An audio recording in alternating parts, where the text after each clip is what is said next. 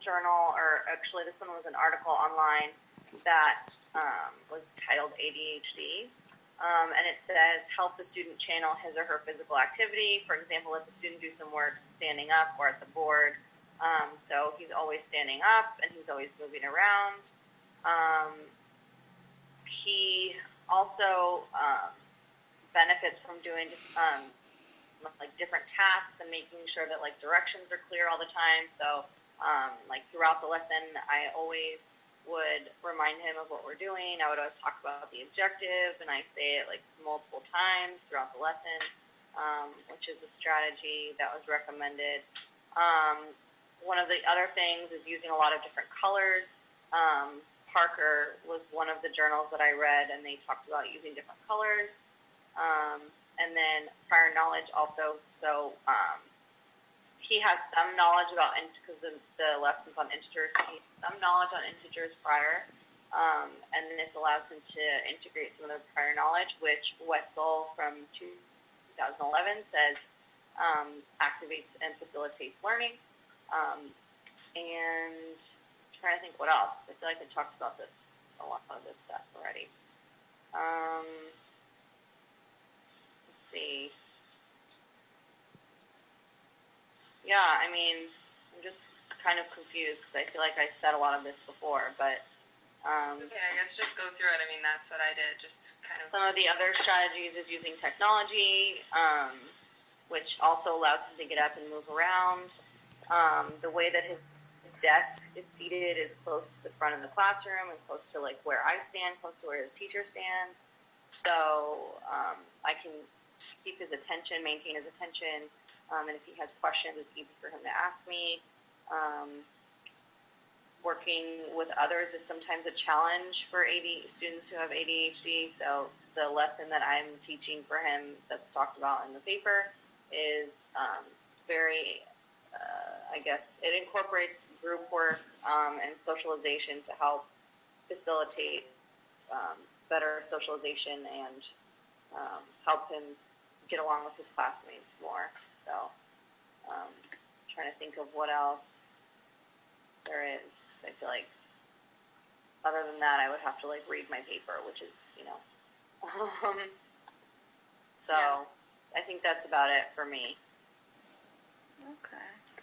I mean, that's my understanding of what we're supposed to do. I emailed her to clarify, and she said that she sent me the rubric. So sharing our research is what I understand we're supposed to do. Yeah, that's pretty much what it is. Okay, so I mean, that's what I got out of it. Okay.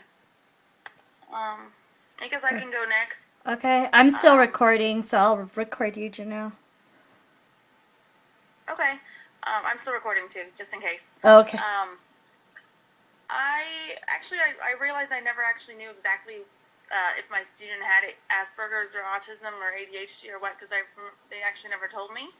So after doing a little bit more research, I actually think it wasn't autism, but more of Asperger's, because my student is very high functioning, and he's still really capable of doing all like the math and the language and the writing. Mm-hmm. And when I was doing my research, what book was it? Vaughn, Boss, and Schumann. It was actually one of my old textbooks. It wasn't a article, but it just said a lot about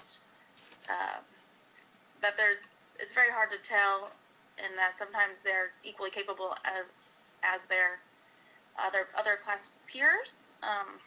And then I was also thinking the student shows signs of ADHD, but like I said in the last discussion, he had brain surgery when he was 2 years old. So a lot of it could just be side effects of that, and what brain surgery when you're 2 might do. So I kind of did research, and I found this really great article that it was by Bullard, and it had like 20 tips for working with students with Asperger's. And let's see, some of them was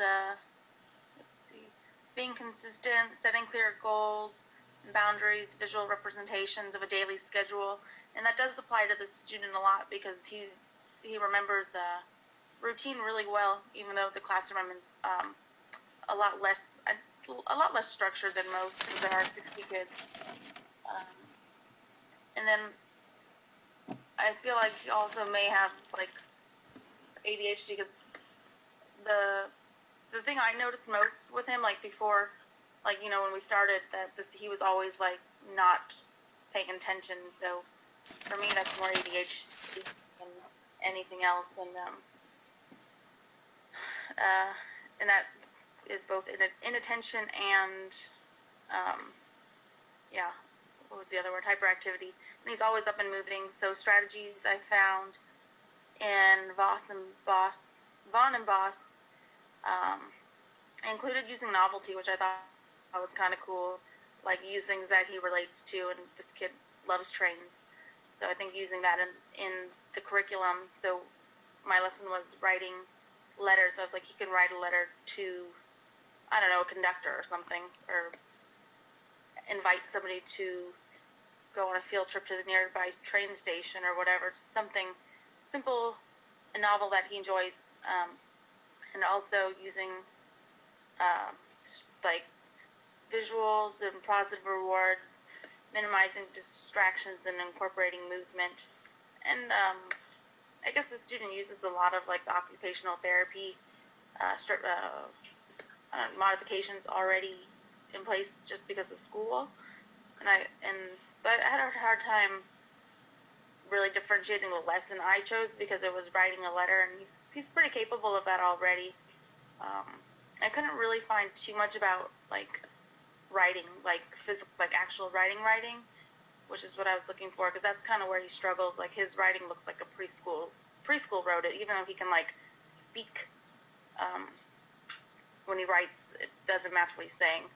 So that's one strategy that I actually couldn't find too much on, except working with more like fine motor skills, and he does that with his occupational therapist at school. And then I still had a really hard time finding information about technology. So Katie, the one that you mentioned on the California education website, I think I'll look that up for just future reference. That's pretty much it. So through research, I kind of figured maybe my kid's more ADHD and Asperger's versus autism, since I didn't really know what his IEP is. That's all. Oh no, my dogs are going crazy. Sorry.